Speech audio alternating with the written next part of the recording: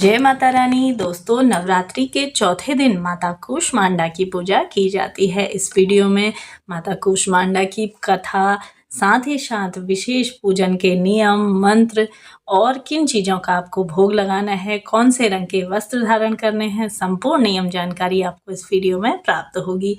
तो जैसा कि देवी भागवत पुराण के अनुसार माँ का चौथा स्वरूप अपनी मंद मुस्कान से ब्रह्मांड की उत्पत्ति उन्होंने की थी, इसलिए माँ का नाम कूष्मांडा देवी पड़ा है। ऐसी मान्यता है कि सृष्टि के आरंभ में चारों तरफ जब अंधियारा था और माँ ने अपनी हल्की हंसी से पूरे ब्रह्मांड को रस डाला था।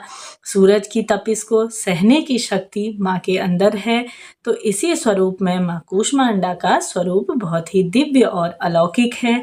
और माँ शेर की सवारी करती हैं और अपनी 8 भुजाओं से दिव्य अस्त्र धारण करी हुई हैं।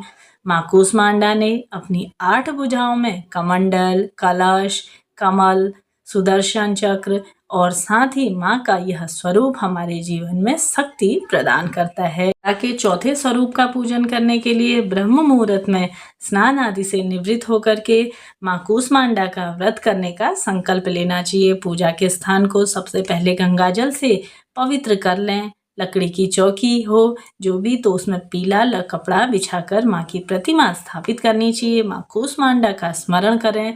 पूजा में पीले वस्त्र, फूल, फल, मिठाई, धूप, नैवेद्य, अक्षत आदि समर्पित करें। सारी सामग्रियां अर्पित करने के बाद माँ की आरती सुने, कथा सुने और भोग लगाएं। सबसे आखिरी में क्षमा याचना करें और ध्यान लगाकर दुर्गा सप्तशती का पाठ करें और दुर्गा चालीसा का पाठ भी आप कर सकते हैं। अब जैसा कि माता के बीज मंत्र हैं, माता के लिए इस दिन आपको सरल से मंत्र जैसा कि ओम कूष्मांडाय एव ह्रीं क्लीं देवी नमः, इस तरह से आप जाप कर सकते हैं। या आप सभी को इस दिन माता के लिए ओम कूष्मांडाय नमः सरल से मंत्र ओम कूष्मांडाय नमः, इस मंत्र का आपको जाप करना है। साथ ही साथ भोग में आप सभी को माँ कूष्मांडा की पूजा के लिए आप सभी को पीले रंग का केसर वाला पेठा अवश्य से ही रखना चाहिए और उसी का ही भोग लगाएं।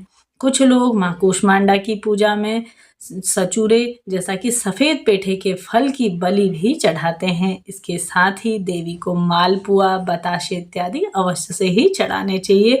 और सरल से मंत्र मैंने आपको बता दिए हैं। इस प्रकार से माँ की आराधना करें, इससे आपके जीवन में अलौकिक सुख, समृद्धि और एक तेजस्वी जीवन आपका हो जाएगा। साथ ही घर में सुख समृद्धि का वासा होता है और जीवन सुखमय बने रहता है।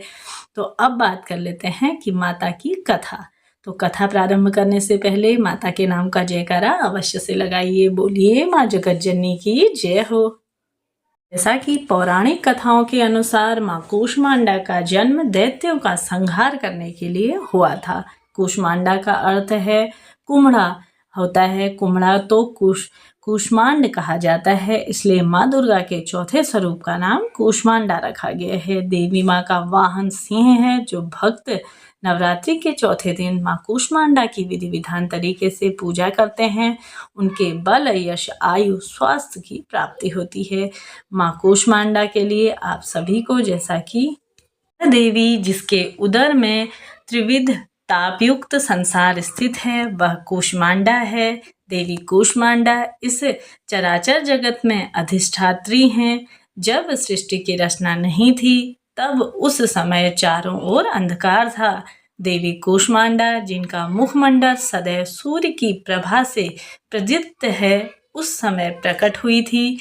उनके मुख पर बिखरी मुस्कान से सृष्टि की पलकें झपकना शुरू हो गई और जिस प्रकार फूल में खंड का जन्म होता है, उसी प्रकार कुसुम अर्थात फूल के समान माता की हंसी से सृष्टि में ब्रह्मांड का जन्म हुआ है।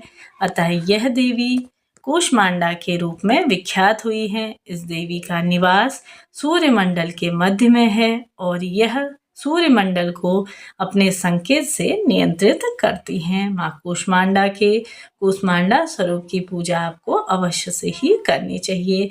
तो बोलिए कूष्मांडा जय जय, सुखदाती मुख पर दया करो महारानी, पिंगला ज्वाला मुखी निराली, सांक बली माँ भोली भाली, लाखों नाम निराले तेरे, भक्त कई मत वाले तेरे। भीमा पर्वत पर है डेरा, स्वीकारो प्रणाम माँ मेरा। सबकी सुनती हो जगदम्बे, सुख पहुँचाती हो माँ अम्बे। तेरे दर्शन का मैं प्यासा, पूर्ण कर दो मेरी आशा। माँ के मन में ममता भारी, क्यों ना सुनती अरज हमारी। तेरे दर पर किया है डेरा, दूर करो माँ संकट मेरे। कारज पूरे कर दो मेरे, तुम भंडारे भर दो। तेरा दास मुझे ही ध्याए, भक्त तेरे दर शीश झुकाए। बोलिए माँ जगत जननी की जय हो, सृष्टि का कल्याण हो।